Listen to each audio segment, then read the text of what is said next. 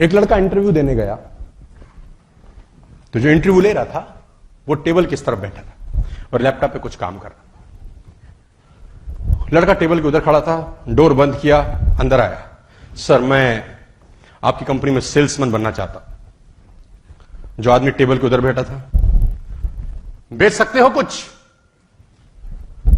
Live demo.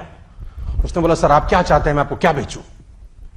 वो laptop पे काम करता करता उसने लैपटॉप उसकी तरफ कर दिया।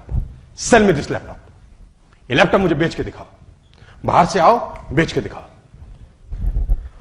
Okay sir. उसने लैपटॉप लिया, कमरे से बाहर चला गया, वापस ही नहीं आया।